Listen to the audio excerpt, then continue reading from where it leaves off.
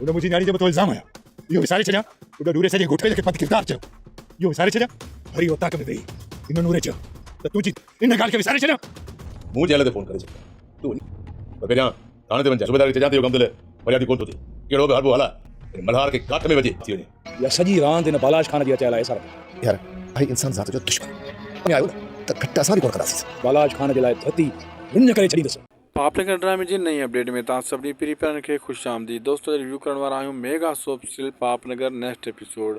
हाणे दोस्तों मल्हार फाथो आहे, मल्हार खे वरी अञा फसाइण जे लाइ बलाज खान पुलिस खे चुंगो ॾींदो त भवानी खे काबू कर, को नओं केस आणे छो त गमदिल फिरादी नथो थिए। अहिड़े हिसाब सां पुलिस अञा मल्हार जे पोयां बाहि ॿारींदी ऐं बलाज खान पंहिंजी दुश्मनी में इज़ाफ़ो कंदो पियो वञे। सभु माण्हू उन जा दुश्मन क्लियर थींदा पिया वञनि। हाणे सारंग बि मारण जूं धमकियूं ॾियणु शुरू थी वियो आहे बलाज खान खे ऐं मल्हार जो साथ ॾियण जूं ॻाल्हियूं करे रहियो आहे।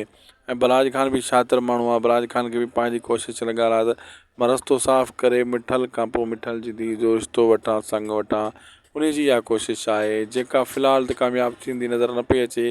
पोइ बलाज खान जो आख़िरी हिकिड़ो ई रस्तो बचंदो जेको वञी करे हू जेको आहे न रस्तो क्लियर कंदो ऐं राबेल खे अगवा कराईंदो। इहो रस्तो हिन जे लाइ वञी बचंदो आख़िरी, पोइ ॿियो को रस्तो न आहे।